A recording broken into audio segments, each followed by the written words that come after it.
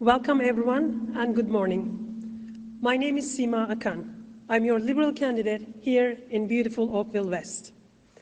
As someone with an engineering background who works in the industrial automation field, I know how crucial skilled trades are to building a stronger economy. A stronger economy will be central to building Canada strong. From knocking on doors, visiting local businesses, I also understand how important skilled trades have been to our town's growth and success. That's why I'm honored to introduce Mike Gallagher, business manager at Local 793 of the International Union of Operating Engineers.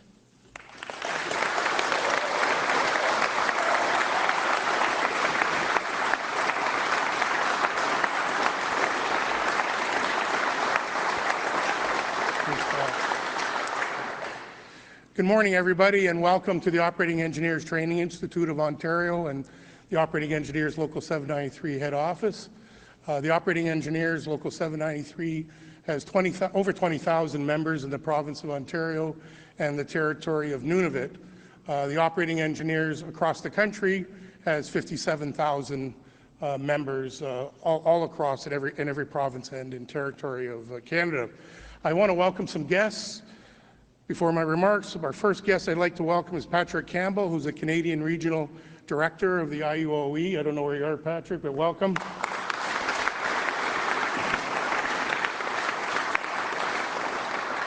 Several of the business managers were able to travel across the country and be with us here today, and we have Joseph McClellan from Local 721 in Nova Scotia.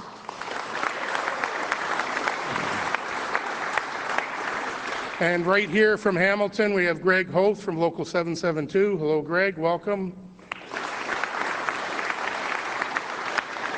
And Hamad Sa from Local 882 in British Columbia has also joined us. Come a long way. We also have Gilles Larivière from Local 905 in Quebec. Welcome to Gilles. I'd like to recognize some other special guests as well. We have with us the Mark O'Brien, who's the Executive Vice President and General Counsel for Baffinland, a good Canadian mining company with their head office here in Oakville.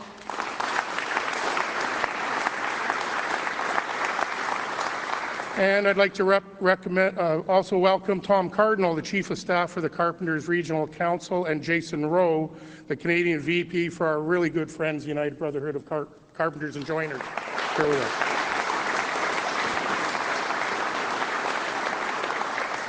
It gives me truly great pleasure to also welcome with us some tremendous Liberal candidates that we have here in Oakville.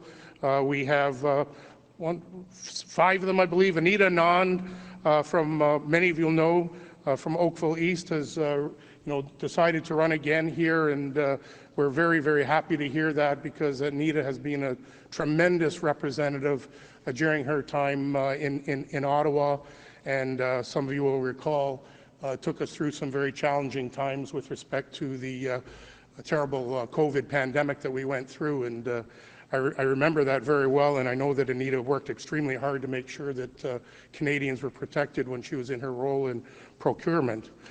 We also have here Seema Can from Oakville West, so please welcome Seema.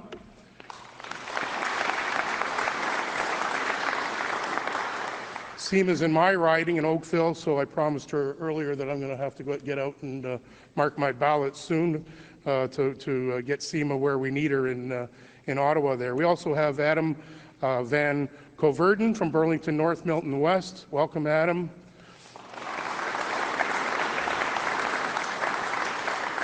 And Christina Tesser, Milton East, Halton Hills South. Welcome, Christina. And last but not least, Katrina Gould from Burlington. Welcome, Katrina.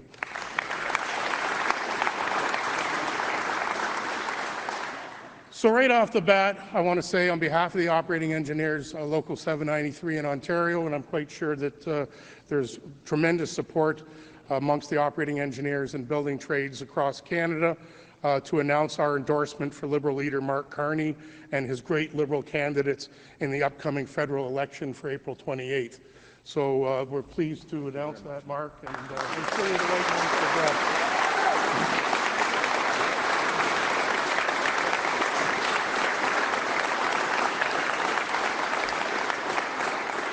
that. Mark Carney has shown tremendous poise and action. He's been a man of action since he got started.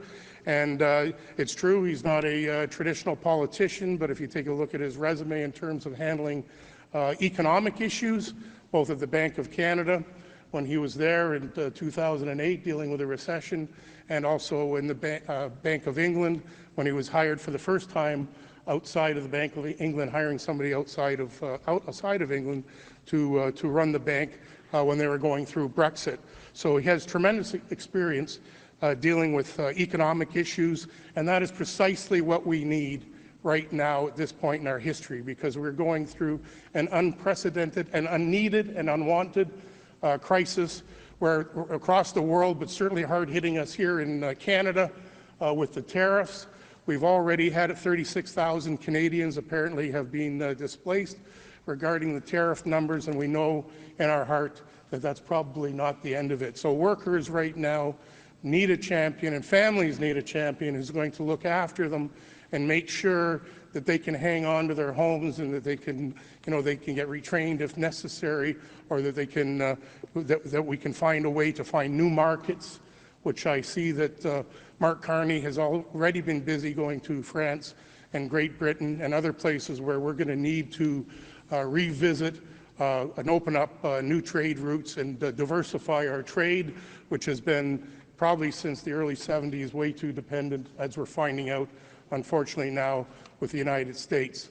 Also, Mark Carney gets it when you take a look at the, going up to the Arctic and visiting that area and making commitments not just for, the military, purchasing $6 billion radar, which is going to protect us in a very, very dangerous world.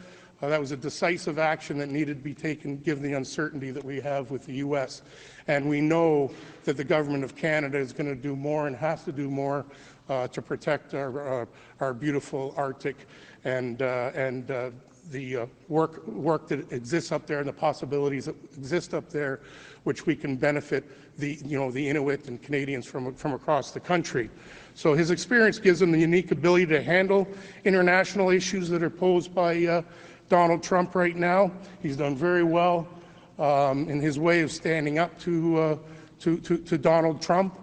And I think that it was brilliant for him not to go rushing down to the United States to meet with the president at a time that, he's running a kind of a game show or something down there. I don't know what to call it, a reality show, I guess, or whatever, and bringing people into the sacred Oval Office and being very, very insulting to them. And I don't think that should happen to anybody, anywhere, never mind. But we sure as hell don't want it to happen to our country, because us Canadians, we're very, very proud and we love our country and we want to make sure that it survives. We never have wanted to be like Americans. All due respect to Americans, we are Canadians. We have our own history, we have our own culture, and we have our own way of respecting one another and making sure that our neighbors and friends across the country have health care and are treated with respect and are able to be just who they want to be without discrimination. So that's not the model for Canada. Canada has its own model.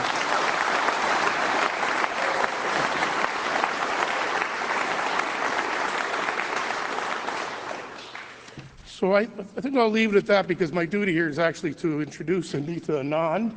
And Anita, as I said, is wonderful. I mean, not all of you know her perhaps as well, but I can tell you, having known Anita for quite a long time, for many years, she's very, very dedicated.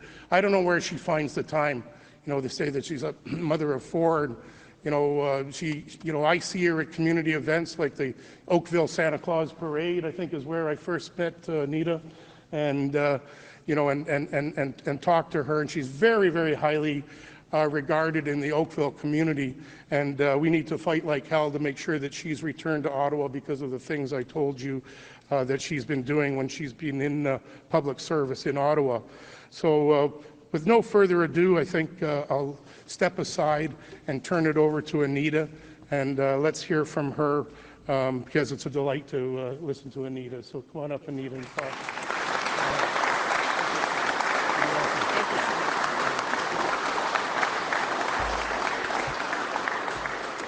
Well, thank you so much, Mike, and hello everyone. Bonjour tout le monde. C'est un grand plaisir de vous voir ce matin.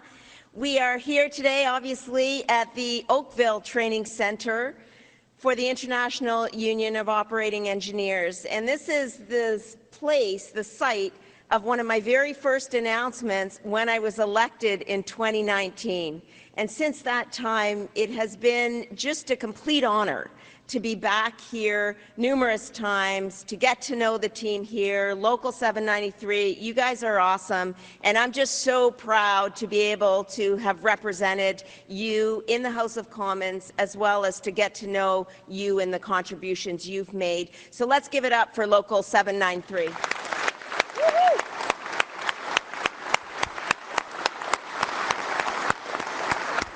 Now, you all, as workers, represent one of Canada's competitive advantages.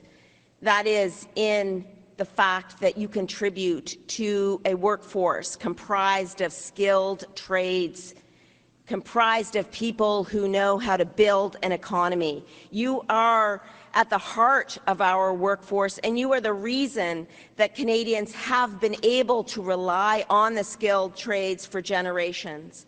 And I'd like to thank Mike and Local 793 for your friendship over the years.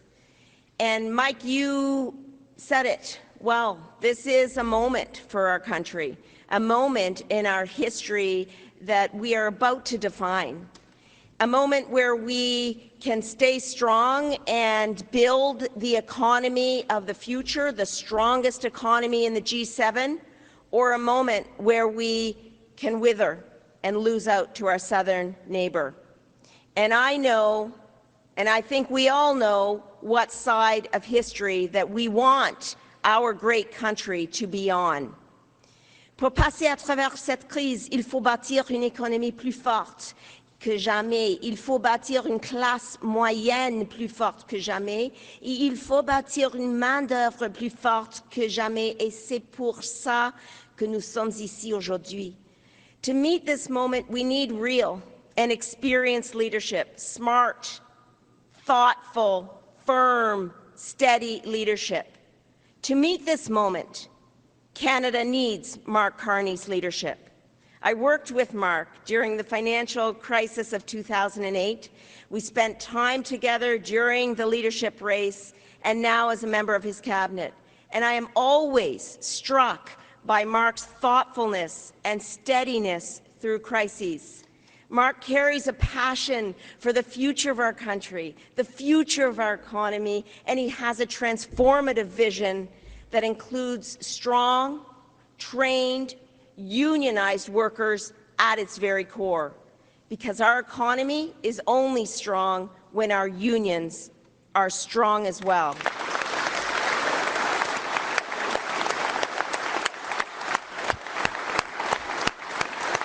And working hand in hand with groups like the operating engineers, we're going to stand up for workers here in Oakville and across Canada. And we're going to stand up to ensure that no one threatens our economic sovereignty ever again.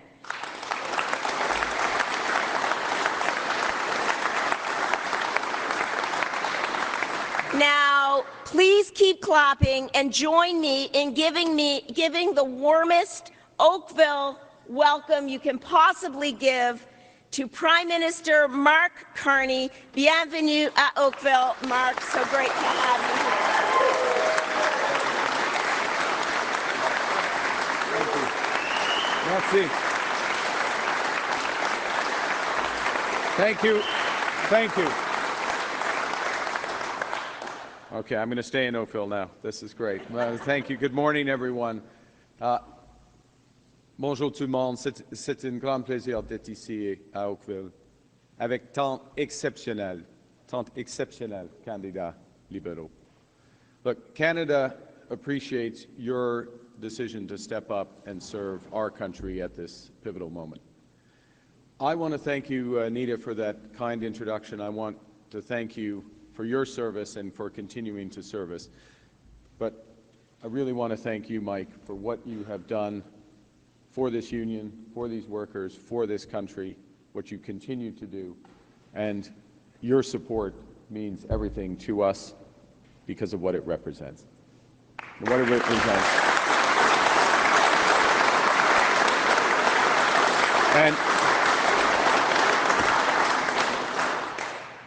And what it represents is all of you at Local 793 and the work you do every day, each and every single day, to literally build our country. The principles of solidarity and unity that underpin this union, and those like it, are precisely what we need right now, because we are facing the biggest crisis of our lifetimes. And as we saw, unfortunately, once again, I'm going to say last week, but I think it was just earlier this week. It's just earlier this week. It's the same week. President Trump is trying to fundamentally restructure the U.S. economy, and in the process, he's reshaping, disrupting, really, the international trading system that we've known all our lives and rupturing the global economy. And while it is progress that further tariffs were not imposed on Canada earlier this week, the President's actions will reverberate here in Canada and across the world. There are still 3 different sets of U.S. tariffs that remain in place that will continue to pose significant threats to Canadian workers, businesses, and families. And we must respond with purpose and with force. We are a free, sovereign, and ambitious country. We are masters in our own home. Nous sommes maîtres chez nous. Nous contrôlons notre destin, y compris notre destin économique. Nous allons tracer notre propre voie. Nous choisissons de nous battre, de protéger et de bâtir. Nous allons nous battre contre ces tarifs jusqu'à ce qu'ils soient annulés.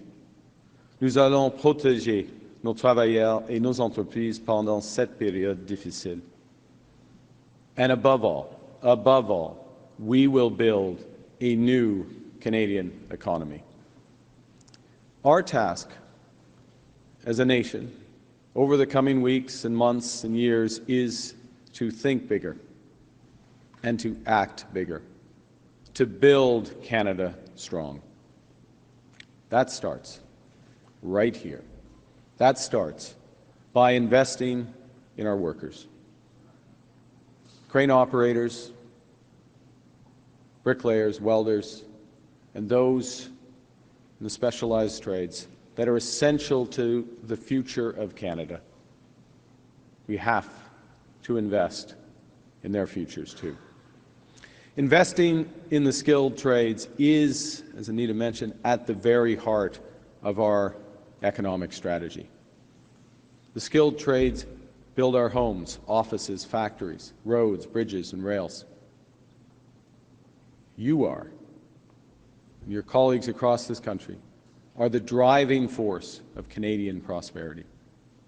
And our goal is to build the strongest economy in the G7.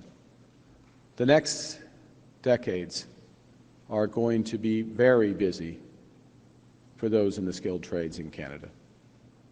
We are not just going to create hundreds of thousands of jobs in the skilled trades. We are creating hundreds of thousands of careers.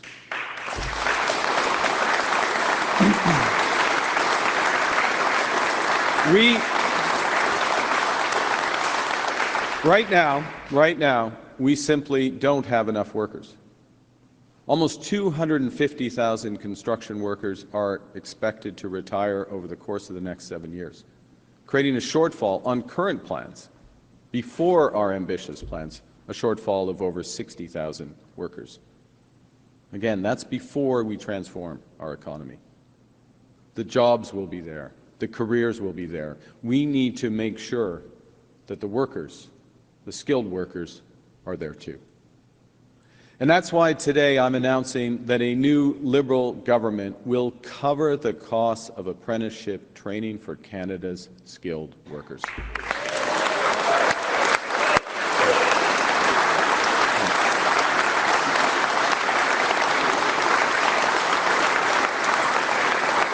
And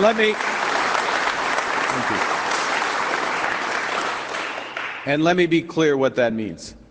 We will invest in the entire pipeline of talent, from the workers themselves, through to the labor unions, through to the post-secondary institutions, through to the employers and the provinces, all to ensure that our newly trained workers can go wherever they are most needed, that they're mobile, they're agile. To directly support apprentices, to directly support them, we will create an apprenticeship grant of up to $8,000 for registered apprentices. This removes a key financial barrier for those who want to enter the trades. And we will support our unions directly. Les syndicats jouent un rôle clé dans la formation des travailleurs spécialisés.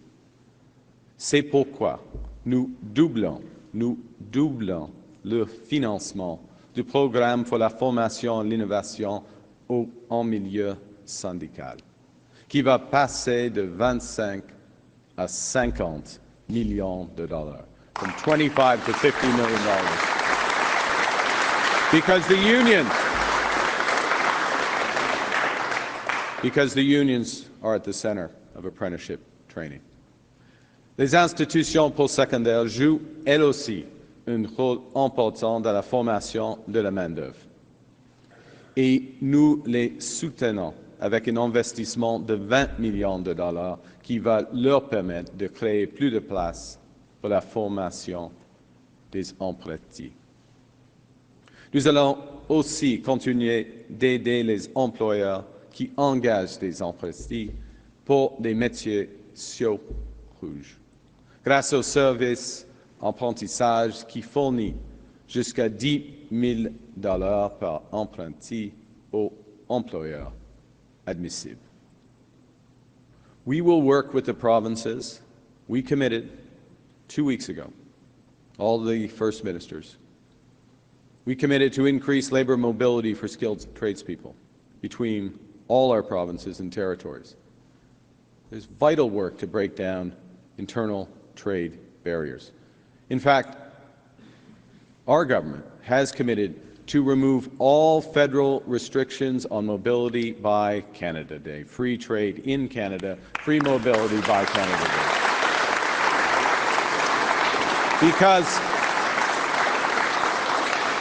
Because well, Local 793 is the best local.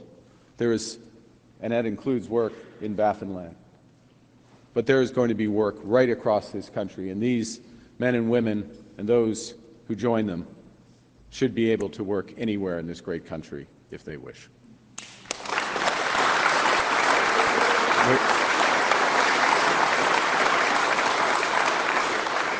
We are also expanding the labour mobility tax deduction to ensure that those workers who travel more than 120 kilometres from their home to a job site can deduct more of their expenses.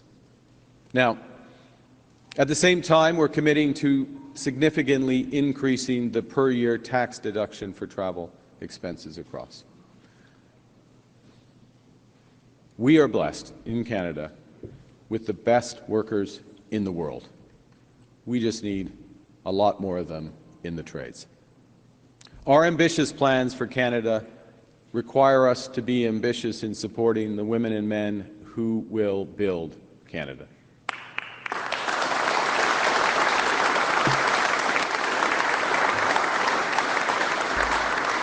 Now there is someone who just doesn't get that, and that's Poilievre, the kind of career politician who worships the free market despite never having to make a payroll. He has a reflex which is to cut and destroy.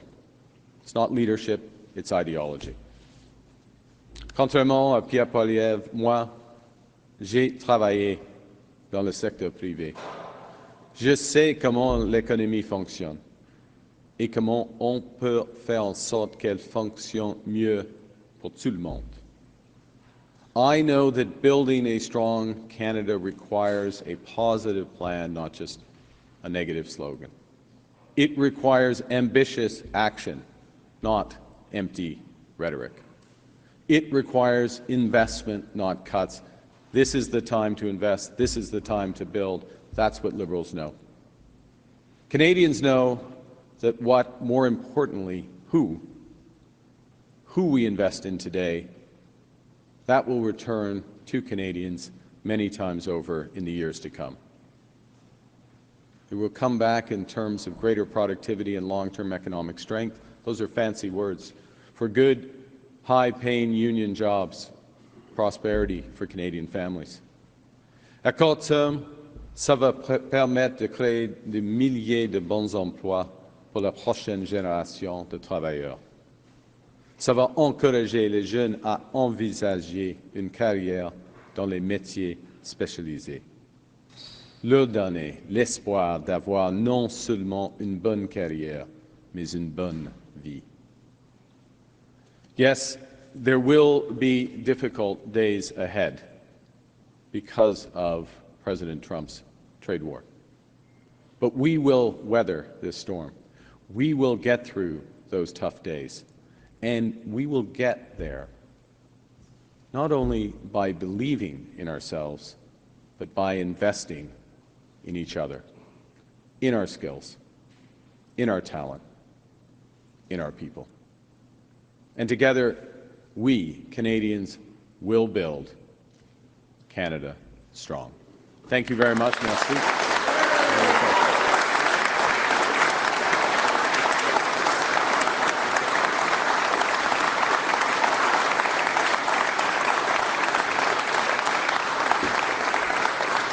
I'll be happy to answer your questions. Merci, Monsieur le Premier ministre. Nous allons prendre 15 minutes de questions de la délégation, suivi des médias locaux.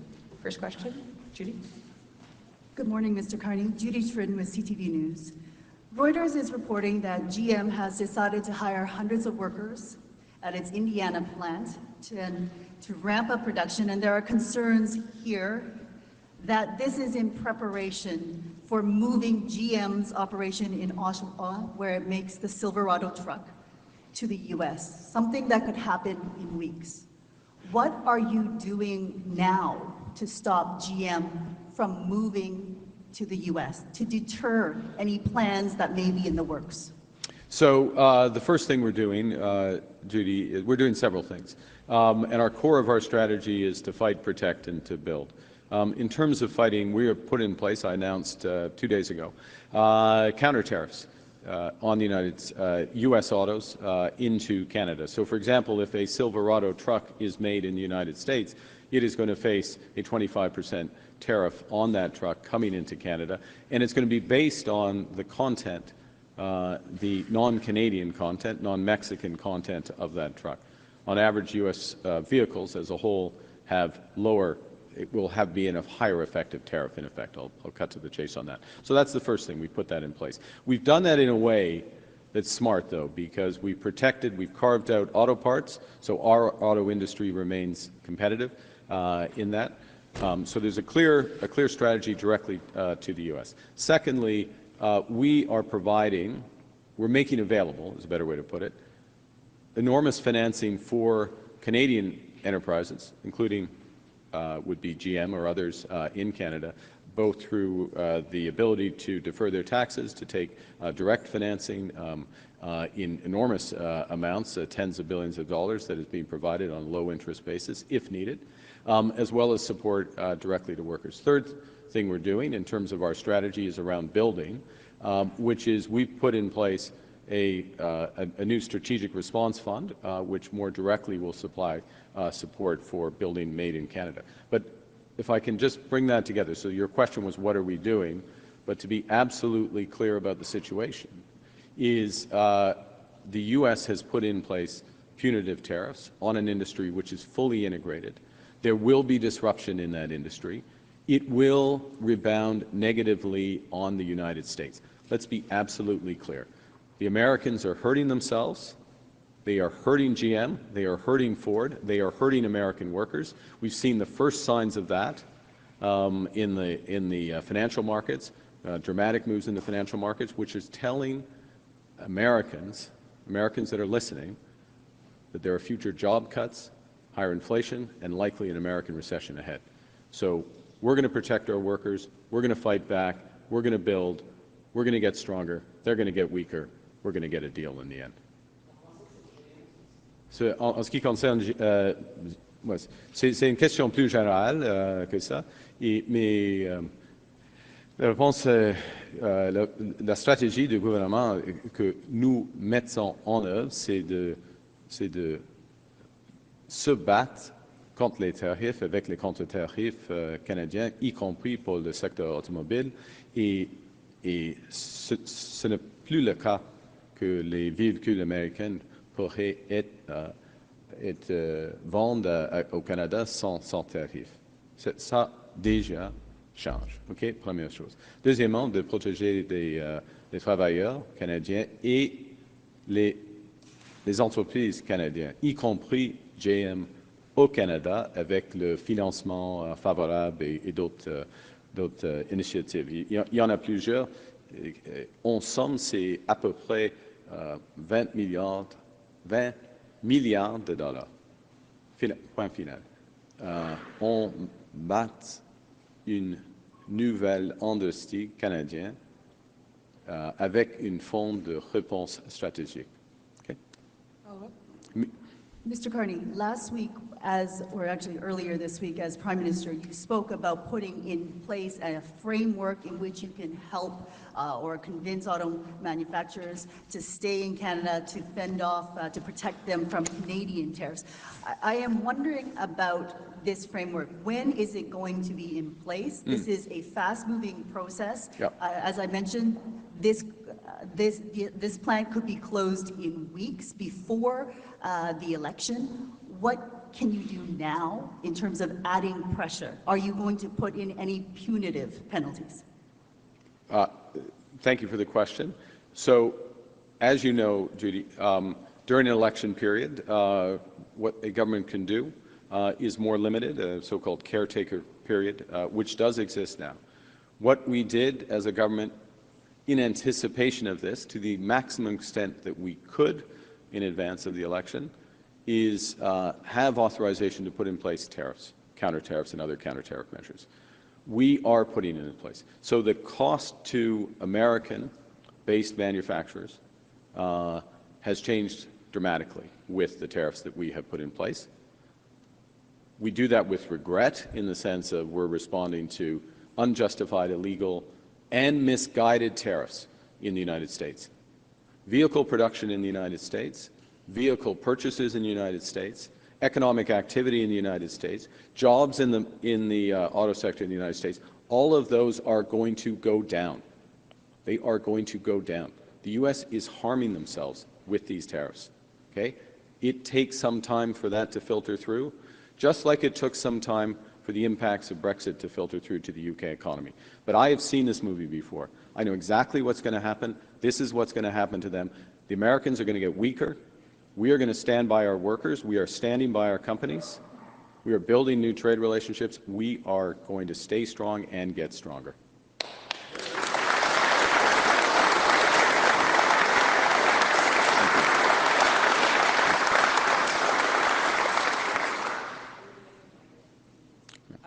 Statistics Canada is reporting that 33,000 jobs were lost in March, which is the biggest job loss that this country has seen since January 2022, yep. And the unemployment rate is ticking higher. Are these numbers a sign of things to come, and how soon specifically do you think a recession could hit the U.S. and Canada? I think the couple of things. One, as I mentioned in my remarks, there are some tough days ahead. I'm not going to sugarcoat it. And part of the dynamic here in the very near term, in the month, has been about the uncertainty around U.S. tariffs. Now we have greater certainty about those tariffs, or at least the ambition of those tariffs, the actual fact of those tariffs. They're very misguided, so we'll see how they are adjusted over time. We can expect pressure on unemployment in this economy. It's one of the reasons why, prior to this election, we changed the rules on EI. So there is no waiting period now to receive EI. If companies want a job share, you can receive employment insurance. You can receive employment insurance for the portion of that job share. We have changed some of the technicalities, if you will, around the definitions of that drive the levels of EI and the speed with which it's paid out, all of which has been to make the employment insurance provided to workers more generous, more rapid, in anticipation of some of this pressure. But if I can say one other thing and then hand back for your follow-up, what we are doing, what the Liberal Party is doing, what my government will do if we are elected, is to be very ambitious, to control what we control. We cannot control President Trump. Ultimately, he will be influenced by what he is doing to his economy, without question. But what we can control is how we build. We can control the process and the ambition of doubling the pace of home building. We can control the speed with which we do major projects in this economy. We can control having one Canadian economy, which is why the federal government is going to move with lightning speed to get out of the way. And let me just make one point here, which is that, one final point, which is, it's too late to make one point, but I'm going to make one final point. Is that the scale of the negative impact, which will be more immediate, understood, from U.S. trade action, we can more than give ourselves back by having one Canadian economy. We can give ourselves far more than they can take away. There are several articles out about your father, specifically about how he was a principal at a federal Indian day school and went on to defend residential schools. Do you share his views that residential school founders were not ill-intended and that Indigenous studies highlighting these negative effects of these institutions were, quote, slanted? I love my father, but I don't share those views, to be absolutely clear. It's a long, painful part of our history. I've learned personally, we've learned as a nation. We're in a process of the damage, of the fundamental damage of residential schools and day schools to those who attended them, those who are their descendants, if I can put it that way, the culture as well, and a very necessary, essential process of reconciliation. Truth and reconciliation has begun. At the core of my government, as it was the case at the core of the previous government, will be to advance that process of reconciliation. That's a fundamentally and deeply held personal commitment of mine. Thank you. Hi, Mr. Carney, Minister with Global News. You've spoken that if you win the election, you'd negotiate a new security and trade agreement with Donald Trump. One problem is that he routinely breaks agreements that he's signed with Canada. The most notable, of course, is NAFTA. How do you think you'd be able to actually get assurances from the president that he'd follow through on that deal? Well, it's an entirely valid question, and we've got to go into that negotiation, which the president agreed to have, eyes wide open. We have to go in sectors where the fundamental economic interests are so deeply tied that the incentives are there, and those have been showed. There may need to be more specific penalties as part of that agreement. That's another opportunity. But we have to have those elements there. I look specifically to the auto sector, where it is going to become very apparent very quickly that taking apart something that has been built up literally over my entire lifetime, the auto pact began in 1965 when I was born, is not in the interests of U.S. jobs, U.S. competitiveness. We're only going to sign a deal that's in the interests of our workers as well. But look, eyes wide open, sector-specific, building out from that, comprehensive negotiation. That's the only way to get a deal that's going to work. Back to you. So you say you could put additional penalties in there. Could you expand on what you mean? Look, I've done a lot of negotiating over the years. It's never a good idea to negotiate with yourself. Thank you.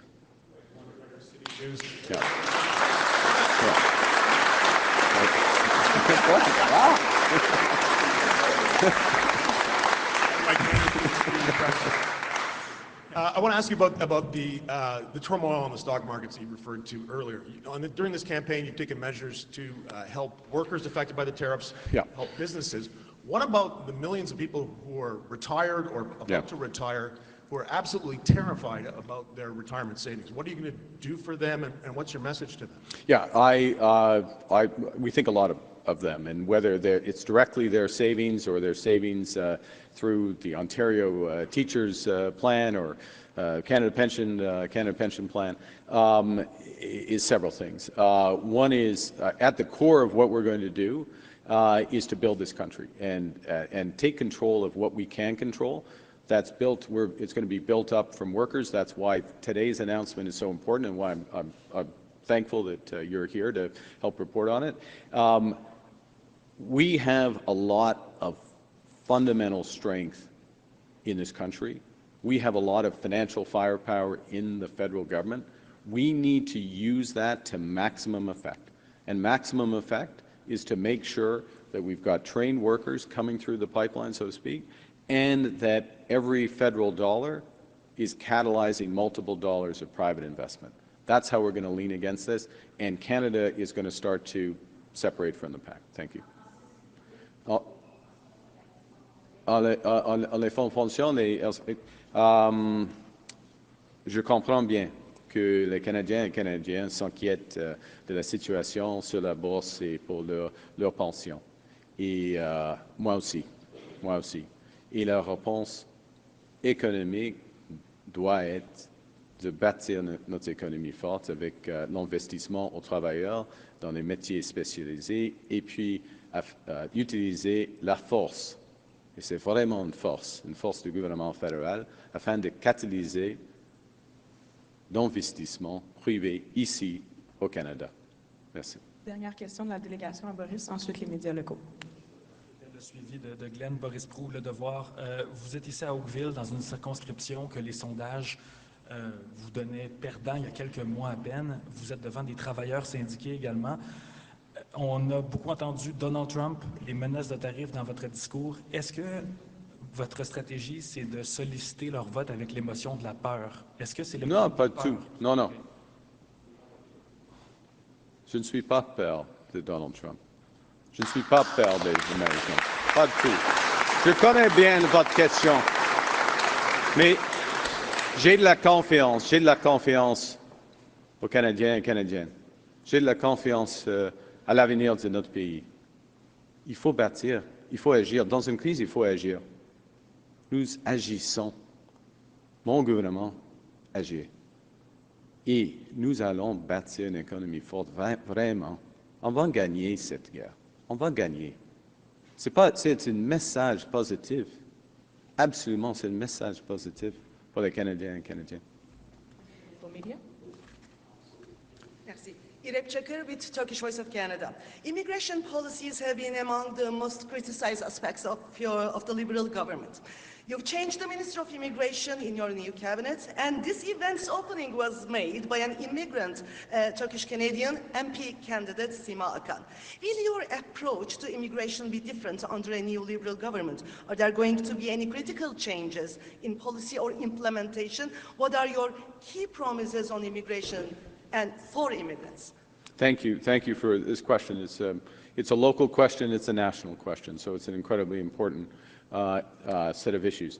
I agree with the premise of your question, which is that immigration policy made mistakes. We let in far too many people in all classes of immigration, from temporary workers to foreign students and beyond. And when I say too many, I mean relative to our capacity to receive these people.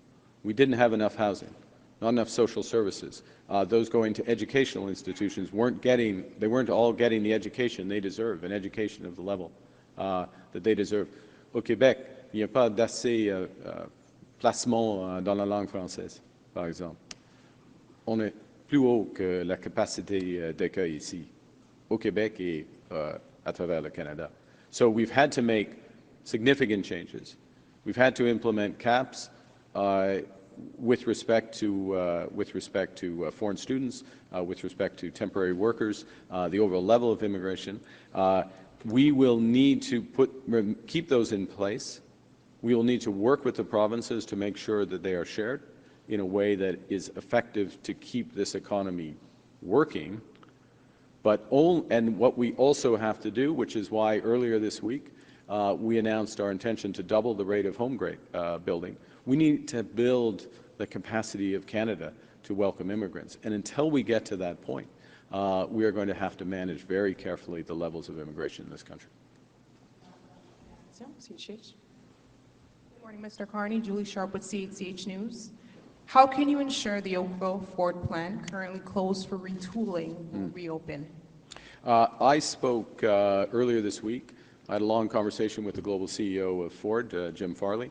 We discussed specifically the Oakville plant, the competitiveness of the plant, the investments that Ford is making in the plant, their commitment, his personal commitment to me, exactly your question, that the Oakville plant they'll continue their investments, that plant will reopen. The Super Duty trucks are some of their best vehicles, their most effective vehicles, and they're committed to Canada.